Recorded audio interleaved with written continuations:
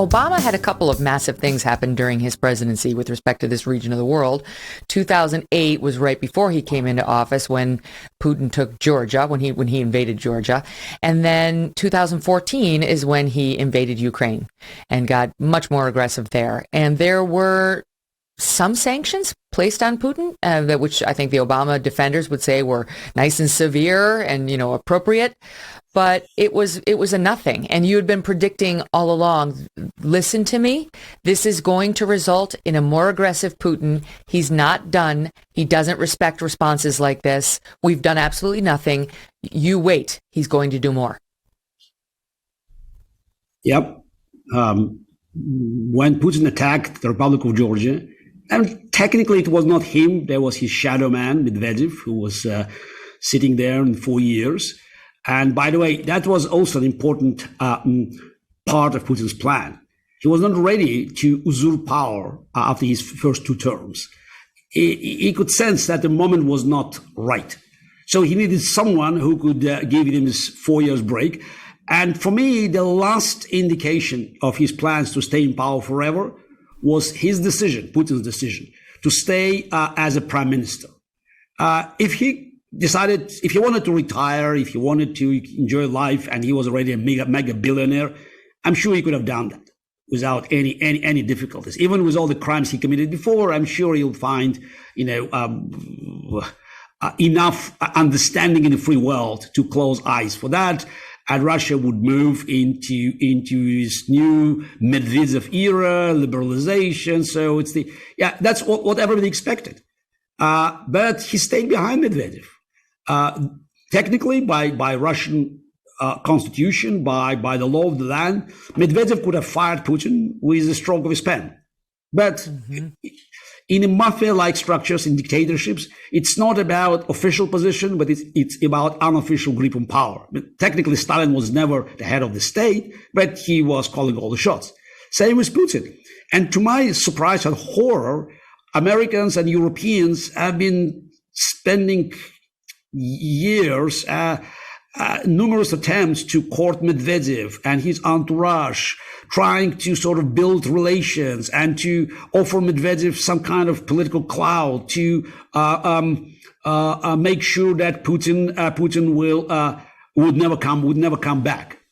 Of course, it failed, and the aggression against the Republic of Georgia was the first sign that Putin was ready to move. And his speech in Munich was not just a declaration, but it was a plan. And Obama's first act was an offer policy of reset. Yeah, the reset button Russia. With Hillary Clinton. We have that. Yes, absolutely. That moment. Absolutely. She sat there and she gave this button that was supposed to say reset in Russian. And I know you've pointed out that's not what it said. We misspelled it. Yeah, what did it say in fact? Yeah, it was overweight actually. Yes, it was totally opposite. They added, 2 letters, somebody State Department, blew it up. Yeah. So embarrassing. So it was just, it was a doomed policy. And it started with a big mistake, in definition. Yeah. And then you had Obama caught on tape saying to Medvedev, I just need more flexibility after the election. But that was 2012 already. Yeah. But it's the after attack on the Republic of Georgia, Americans basically ignored it. Europeans spent months trying to make sure that the blame is split evenly between Russia and the Republic of Georgia, trying to find any plausible explanation to blame former president of Georgia, Mikhail Saakashvili, for provoking Russia. Because then we don't have to get involved. We don't have to get involved. Oh, yeah. But Saakashvili knew that it was imminent. Invasion was imminent. And after the invasion, in August 2008, I wrote an article in the Wall Street Journal saying Ukraine would be next. And when people asked me, how did I know? I said, I looked at the map. And it was very clear. Putin wanted to make sure that, no former Soviet republic, independent states now would join NATO. And Georgia was moving in this direction westward. He stopped it. And of course, Ukraine was a much bigger target. And for me, it was just a matter of time. Putin would be looking for a right moment to attack.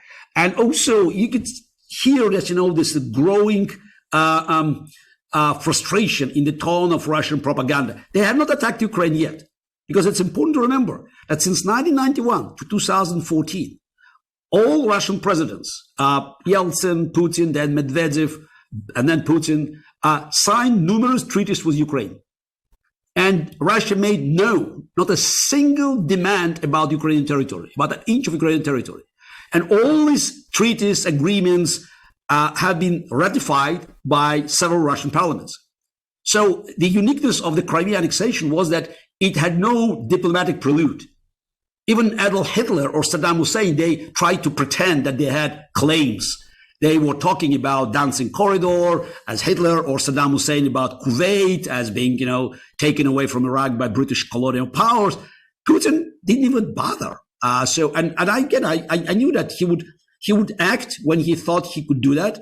And obviously, Obama's policy encouraged him, because prior to the Crimea, we had few important moments that convinced Putin that Obama would not act. One is, let's again remind our audience, it's a green revolution in Iran in 2009. I know that many Iranians waited for Americans at least to offer moral support. Nothing. Right. They let Iranian mullahs to destroy it. And I think the first months of the revolution, the Iranian government, the Iranian dictatorship was very cautious, ultra cautious, because they didn't know what would be American reaction. Don't forget, American troops were standing next door in Iraq. So recognizing America would not intervene, they crushed it. Then, of course, Arab Spring. And I think it was quite a disastrous America's response, because, again, it required policy. It was something has been changing. And America was, as we know, leading from behind. And I'm not talking about the tragedy of Benghazi. Again, the turning point from Putin's perspective was Syria. That's where Americans could make all the difference. And I have no doubt Bashar al-Assad used chemical weapons from having Putin's permission. I think for Putin it was a test, and America failed the test. Obama was ready to strike and then backed off. Hey, thanks so much for watching. If you like what you just saw, hit the subscribe button for more clips and full episodes.